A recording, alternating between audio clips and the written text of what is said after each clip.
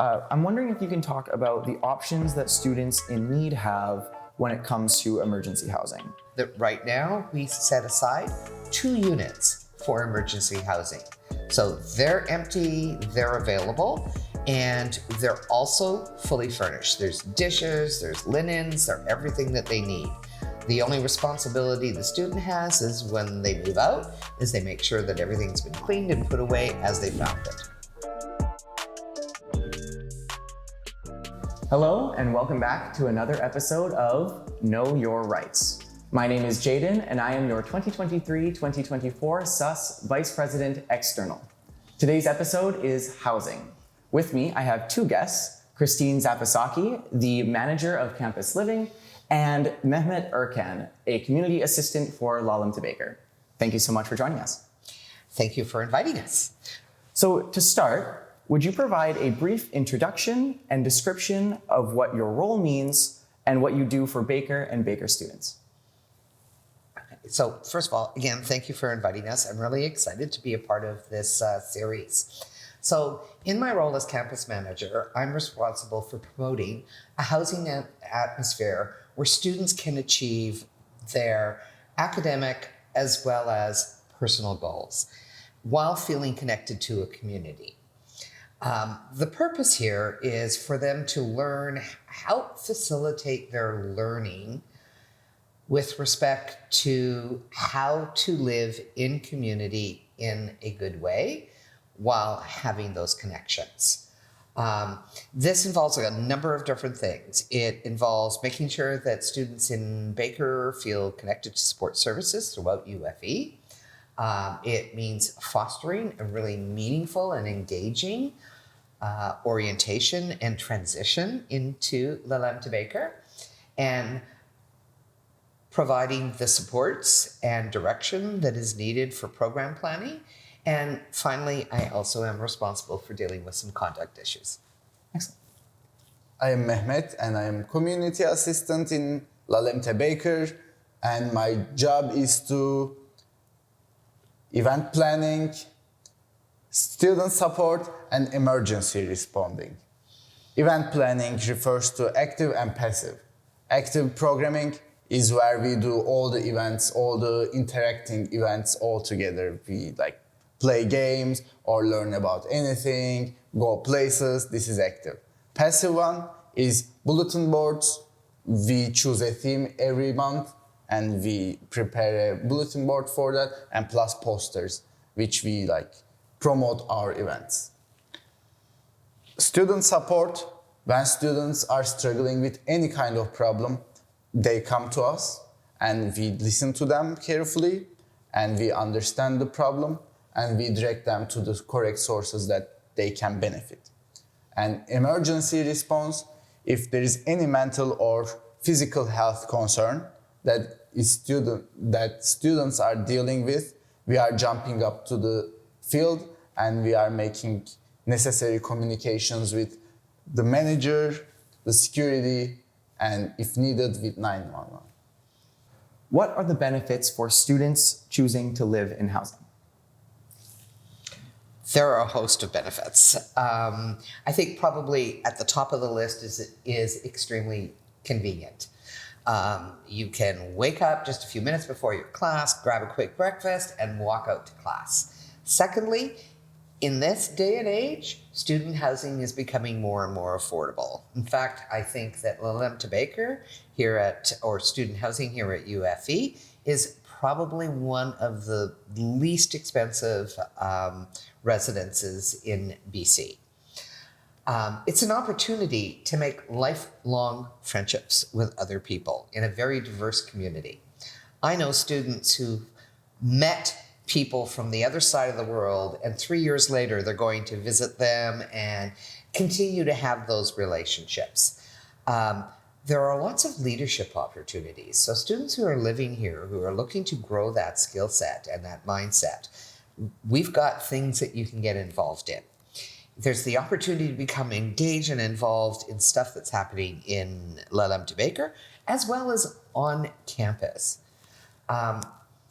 It's a secure place to live. It's safe. There's lots of supports. People care about you. You find yourself needing to go to the hospital at 2 o'clock in the morning. There's somebody that's going to go with you, so you're not there on your own. Finally, it's a fun place to be. So for many students, the housing handbook and housing contract could be their first interaction with a legal document of any kind. Especially for younger students, this could be pretty daunting or intimidating.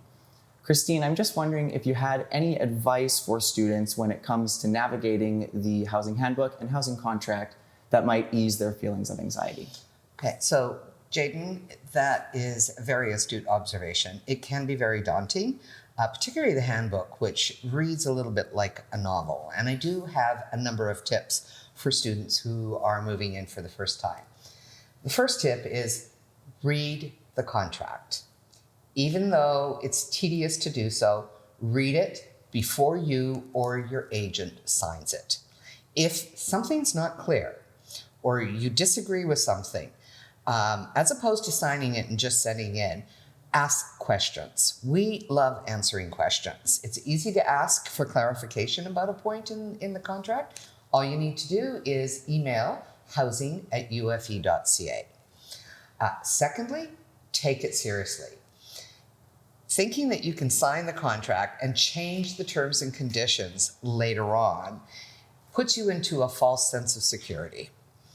That doesn't happen. You can lend yourself to it leads to a lot of frustration. What I see is people going, oh, I don't really have to move out 24 hours after my move out date. And then at the last minute, they're trying to change that. And the only way to do it is at a cost to them. So take it seriously, read it. Know that it also includes the handbook. So when you sign off on that contract, all of the community standards and rules and guidelines, all the housing operations processes, you've said, yep, I will follow those. And finally, once again, ask a lot of questions. You can ask your community assistant. You can drop by the housing operations office and ask Kim Ferguson about housing operations processes. If you're wondering about the rules and standards and how we approach it, come into my office and ask me. And it's okay to ask the same question 2 or 3 times, right? That's what we're here for, is to help people understand what their rights and responsibilities are in relation to that contract. Excellent. And so, Mehmet, as a student who lives in Baker, what has your experience been with the housing contract and the housing handbook? Is it something that you look at often? Is it something that you have had a lot of experience with? And what have you seen from students in terms of asking you about questions with the housing handbook? In a student approach, I would say that it is pretty long and it is a little bit boring to check and read all of that. What I did was, I certainly remember when I was filling the forms out, some of the statements were really important to check. So I specifically went through them and read them. I didn't read the all, I admit, sorry about that. But I mainly know what is going on. So I recommend the same. I mean, if you have a chance to read all of them, please read so, but at least get the main point. So you are not surprised with the fact that what you are encountering. This is my experience, and when I talk to the students, they are sometimes confused, of course, and then they are just looking for help verbally more, and my job is to explain what is going on, and as much as I can help them out, I give the answer. Whenever I am not sure, I go to my manager, Christine. So the procedure works just as this way. So, but don't feel any pressure, because we are all here to support students, you, everyone. Yeah. Awesome. Can I add to that? Yeah, please do. The other thing that I would recommend in terms of handbook and contract is when students move in, they're given access to our online orientation, which is filmed in short, easy segments. And if you don't like to read, you have access to the orientation videos until the end of the year. Pick the video that is applicable to the area that you have a question about and watch it again. It only takes you about 5-10 minutes. And I agree, it is a pretty long handbook. We often tell students, if you've got insomnia, just pick up the handbook, start reading it. We're sure you're going to fall asleep. That's exciting. So actually, I do have a follow-up question then. For those students who are looking for those videos, where would they expect to find them? So just before people move in, about 6 weeks before they move in, they're sent a link to a course that's on Blackboard. Okay. We pre-register everybody, so there's no issue. They just put in their credentials to access it, and it's there all year long. So it'll be on Blackboard. Mm-hmm. Perfect. So let's move on to engagement. What kind of events happen in Baker? What does Baker do to promote community and engagement among residents? In this case, sky is the limit. I have done many different programs and I have seen many people doing different programs. For example, I am super proud that this year we started Baker Battles, which promotes people to engage in different floors, and each floor gains point every event they attend, and our CA, another CA, Hayden, is handling that, and he's organizing trivia nights or any kind of competition that can raise the community up. So I'm very proud of this program, and we are also having adulting programs, budgeting programs. Those are all like teaching, they all have teaching perspective, and some traveling, of course. Like, for example, we went to PNE this year. If you don't know what PNE is, it is like amusement park. Or we just have like daily breakfast events, like pancake event or cookie event. So it is like certainly very sky is the limit kind of event, and we are always trying to improve ourselves in case of the issues that we are struggling or we are experiencing today, such as LGBTQ or indigenous people.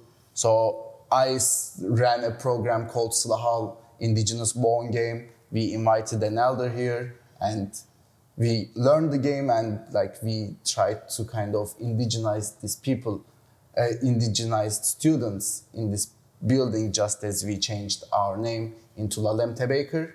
Plus, maybe some people heard about my previous job description, which was resident assistant. We changed that too. So we are also touching upon the very important topics that we are struggling or experiencing nowadays. So sky is the limit in case of programming. It's amazing. Now, where would students expect to find information on events in terms of like dates, times? Where is it promoted? We are having a flip chart in the first floor lobby, and we are always putting our posters up there. And we are also having announcements bulletin board in every floor. We are putting all of our event posters over there. We are sending emails, and we have also WhatsApp group chat that everybody joins, and we just send an email, send a very quick message, text, saying that there is this event, there is that event, come if you would love to. And we are reminding students occasionally, maybe starting from 2 weeks to 5 days, 2 days, maybe even last 10 minutes, because some people forget. It is nature of the busy life. So we always remind students them to come join the events. Excellent. So let's move on to talking about safety and security. When it comes to housing's commitment to safety for residents, Christine, I'm wondering if you could provide more detail on housing's standards of security. So I would describe our standard as being prioritized. We are aware that there are a lot of people that live in this building. This is the first time they've lived on their own. They're away from family. They're away from home. They're in an environment that they don't know well. So I can break it down into a number of different things that we do. Our entryways are all key locked. And after business hours, you can't even get into the front entryway. The elevators are also key accessed. Keys are used for each of the units. There are 2 students living in each unit. Both of them have keys and are able to lock their bedrooms. We have a no solicitation policy in the building, so no external person can come here. We do not allow all external guests have to be escorted. And so if somebody is walking around and it's very clear that they don't live here and they're not with another student, all our students know to either contact a community assistant, the front desk, or even call security. They don't need to do anything about it. They just need to tell somebody about it. Our garage is also under lock, and we do a lot of education around, okay, here's some safety tips. When you leave the garage, wait till the gate goes down before you take off, because people will slide in underneath. So there is that. We have a safe, we tap into the Safe Walk program. Security guards actually do rounds in the building all day long. So it happens during the day, happens at night. Those rounds are augmented by the community assistant on call, who's also doing rounds. I think that sort of encapsulates all of it. And of course, if anybody is feeling unsafe or has a concern, we encourage our students to come talk about us. And if the word safe is attached to it, we address it as quickly as possible. Absolutely. So, Mehmet, what's your experience been with housing security? Do you feel that Baker feels safe as a resident living here? It is my third year in here, and most of my life I have been very safe, to be honest. I almost never encountered in any kind of insecurity in any sense. Inside community, outside community, I have been feeling very safe. I mean, sometimes everything can't be perfect, right? So sometimes you are dealing with few stuff, but overall, I feel very privileged and very safe to be living in here. Excellent. As an example of that, I mean, we did last winter start to experience a number of people discovering that our front entryway was open all night long. And so a lot of people who were homeless would sleep in our entryway. So that too, we addressed with a lot of compassion for the people that didn't have a home, but that's when we decided that we're going to put an external lock on the building. Because we also have students coming home late at night and they were feeling uncomfortable because mostly they wanted to do something for this person, but they didn't have the agency to do that. So, Christine, you had mentioned when students need to address or reach out to somebody in regards to concern or a question that they have with safety. I'm just wondering if that is the case, if a student has a complaint or a concern regarding security, who should they contact? And what would the process of addressing that issue be? Okay. So if it's a complaint or concern about security themselves, like are you talking about the personnel or just general environment? Let's say both. Okay, so general environment, come speak to me directly. If we're talking about I have a concern or an issue with one of the guards, there's a choice. You can either come to me to raise the concern and issue or go directly to the Director of Student Affairs, Kyle Bailey, to raise the issue. If it's a personnel issue, that is something that we would address very quickly to resolve. We would bring it up with safety and security. We'd bring it up with security guard, and we would do whatever we need to do to reach a resolution that is satisfactory to both sides. Now, if we're talking about I'm not feeling safe when I'm out in the community, then what we're doing is finding out what are the issues, what are the concerns, and how do we address this from an educational perspective and from a support perspective. And it's really the student that is telling us what they need for support and us accommodating that as best as we can. Excellent. So let's move on to conduct. Can you go into detail about the expectations around noise and quiet hours for residents? So Christine, what's the process for determining excessive noise and how is noise managed? Okay. So I'd like to just mention that we have a conduct program that we call a triple approach. Our conduct program uses what we call a triple E approach. So our focus is education and encouragement. And if necessary, escalation. Let's use noise as an example of how that works. You asked, first of all, how do we determine what's excessive noise? If I am standing outside your unit door and I can sing along with the music because I can hear the lyrics crystal clear, that's considered excessive noise. Because if I can hear it, so can your neighbors to the side of you, up and down of you. If you've got more than the allowed 4 guests in the unit, so that's you, your roommate, 4 guests, that's 6. Imagine that if the music's pretty loud, your voices are climbing. And so now not only am I hearing the lyrics, but I'm hearing the entire conversation that you're having. Again, that's what we determine as excess noise. If you've got the allowed number of guests on, but your music is down, it's not blaring, but I can kind of hear it muffled and I can hear you laughing and talking, but I can't really hear what you're saying, that's not excessive. That's normal. I want students to know that I lived in here in Baker for 6 months last year, and I was pleasantly surprised at how quiet things were. And not quiet because people weren't talking or laughing or having a good time, but because it's a lot more soundproof than I thought. It only becomes noisy when the volume of music is turned up and you start having 8, 9, 10 people in your unit because the sound grows exponentially. Excellent. When we hear excessive noise, the approach the community assistant uses is to knock on the door, start with education. Actually start with what's happening, because it's good to know the context of what that noise is happening. You know, if it's like, oh, we're just getting ready to go out, you know it's going to be short-lived and it's hi, have a good time. By the way, we can hear you down the hallway. Then it is educating, letting the students know, were you aware that your social gathering is starting to disrupt your neighbors in the community? Mm-hmm. Are you aware what our community standards are with respect to excessive noise? And then encouraging a change in behavior.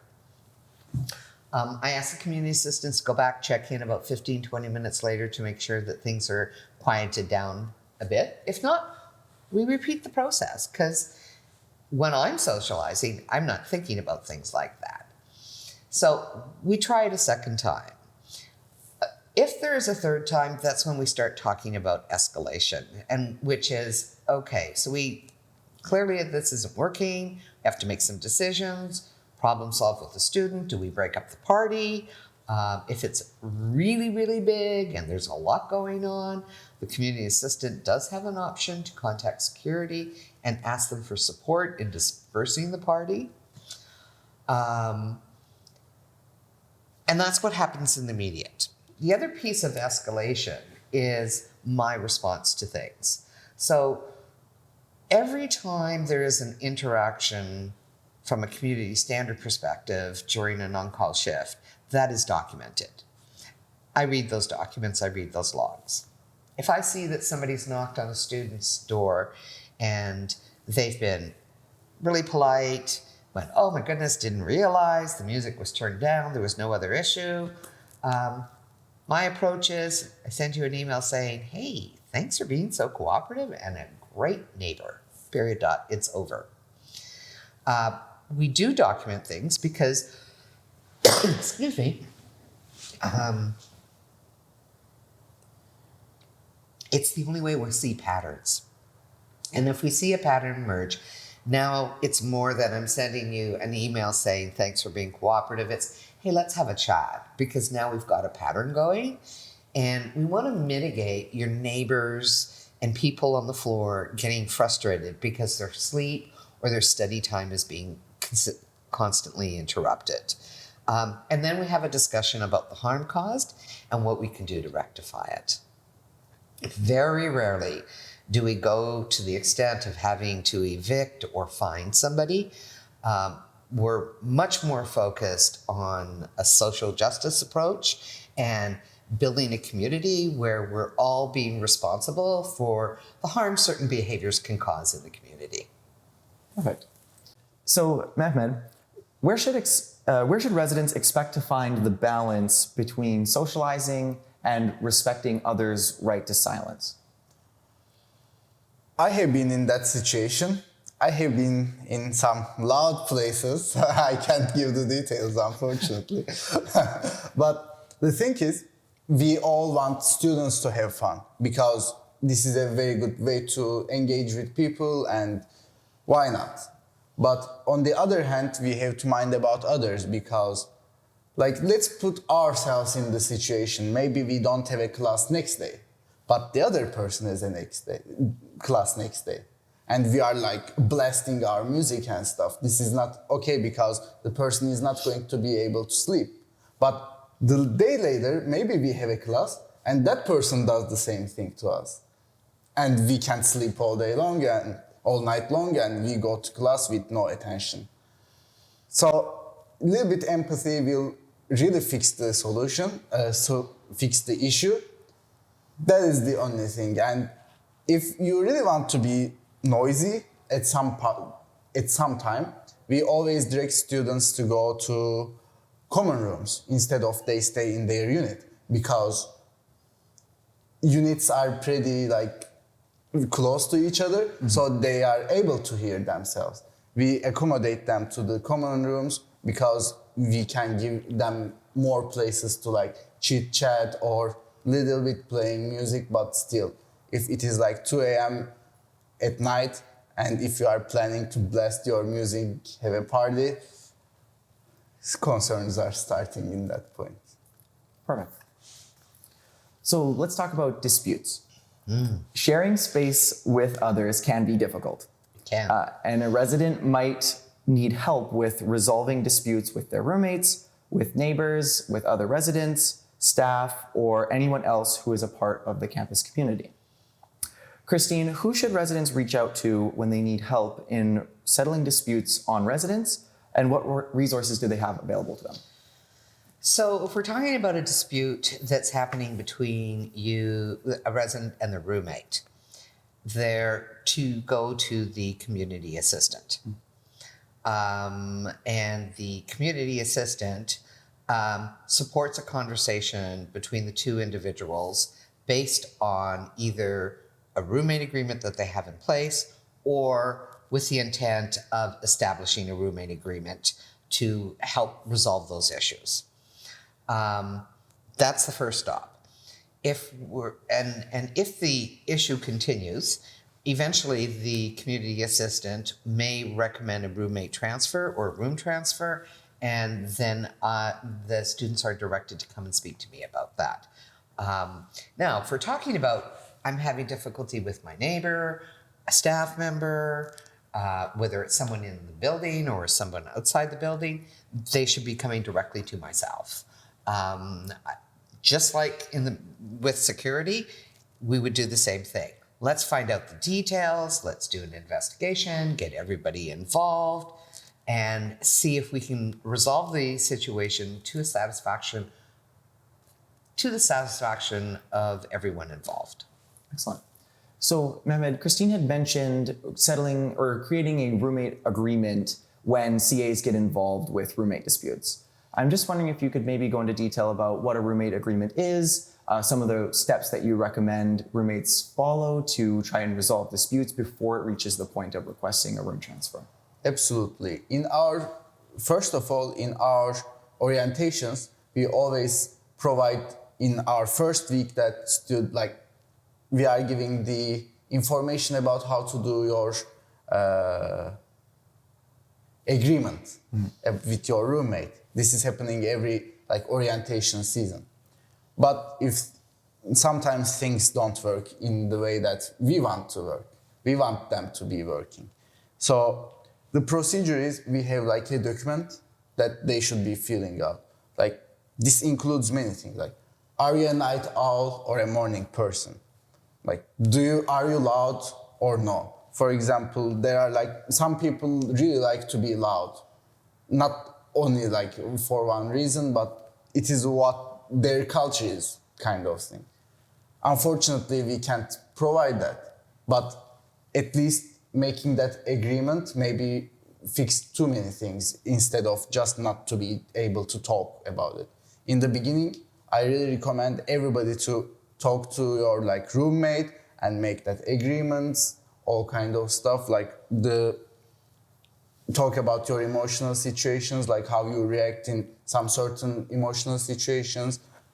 How are you feeling with cleaning? Cleaning is a big issue, right? Because we come in a new place and like start living, so it is kind of. So making that separation, maybe in a weekly base or bi-weekly base, always like set up your cleaning schedule and always be open to talk to your roommate, because in the end you are living together and it is always good to have a good communication with your roommate.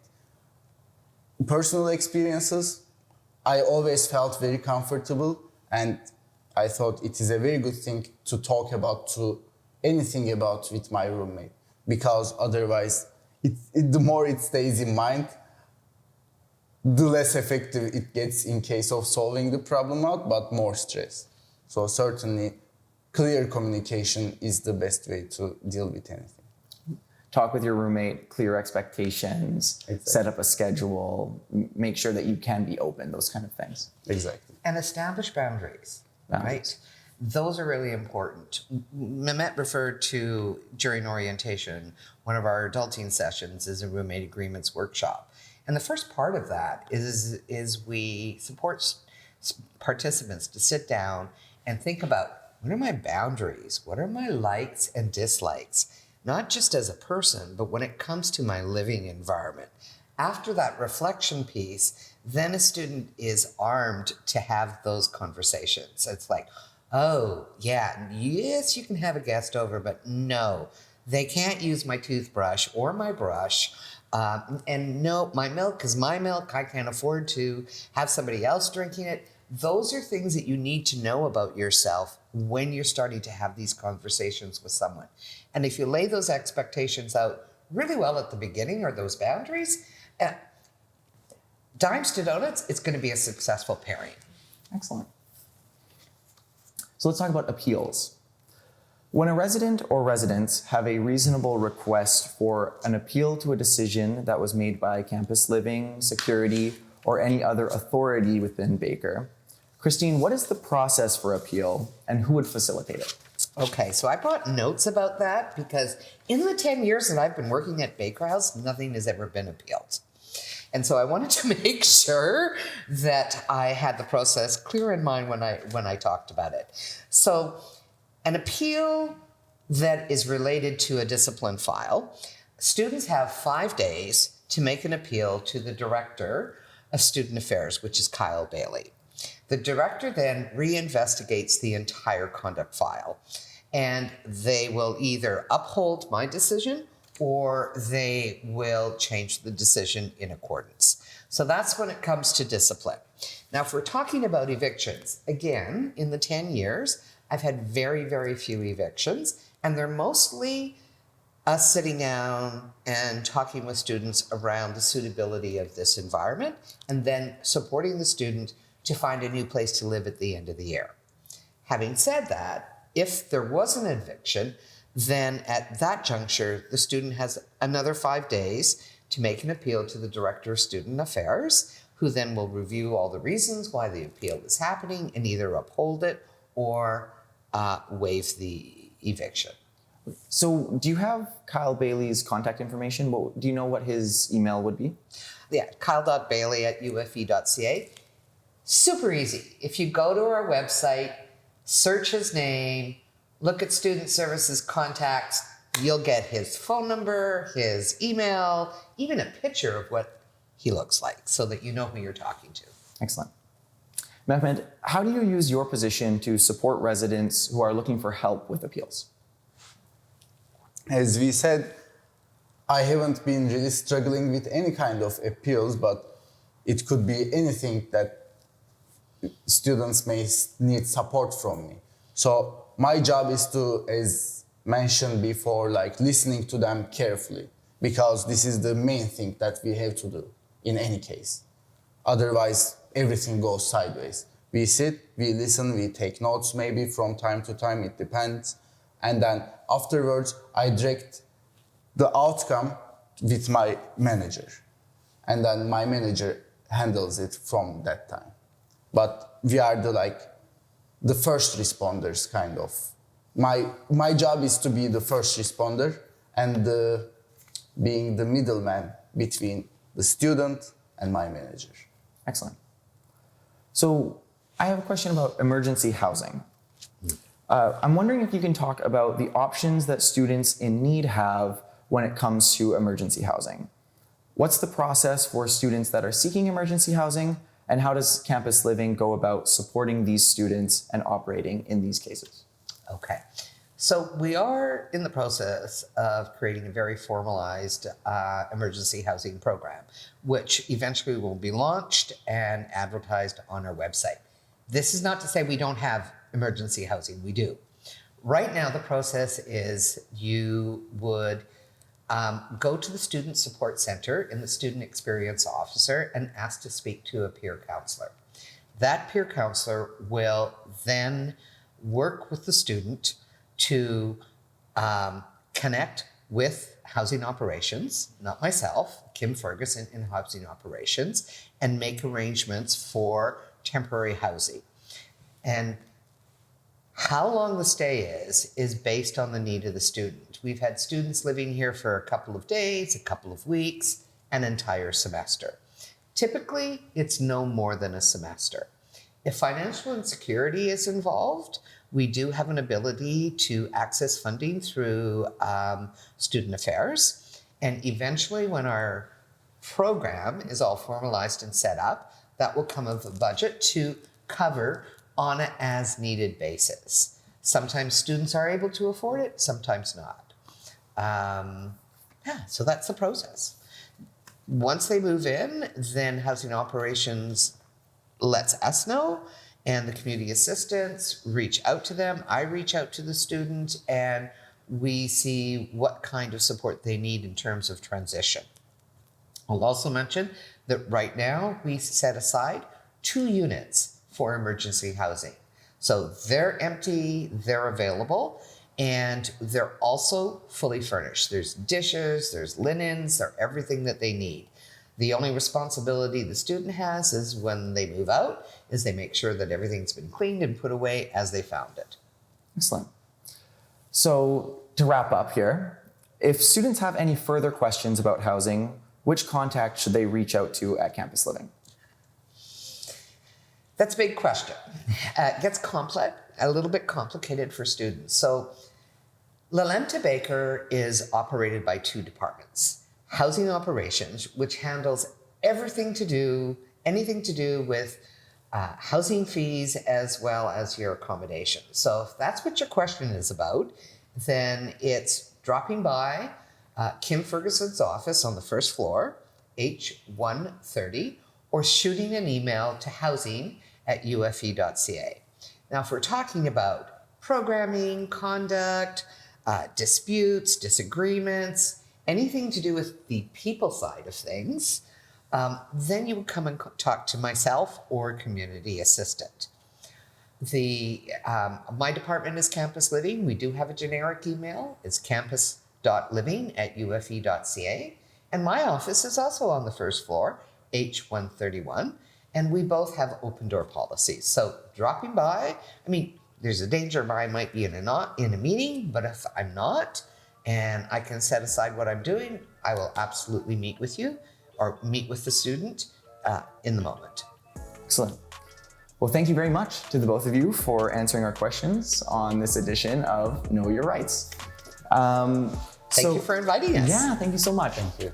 For all future residents, be sure to check out the Housing Handbook for a detailed list of the rules and expectations for living in housing. If you have any questions or suggestions on a future episode of Know Your Rights that you'd like to see, feel free to reach out to me directly at vpexternal@ufvsus.ca, and make sure you are following us on social media at UFVSUS and at sus_execs to keep up to date with all of our future projects. Thank you, and we'll see you next time.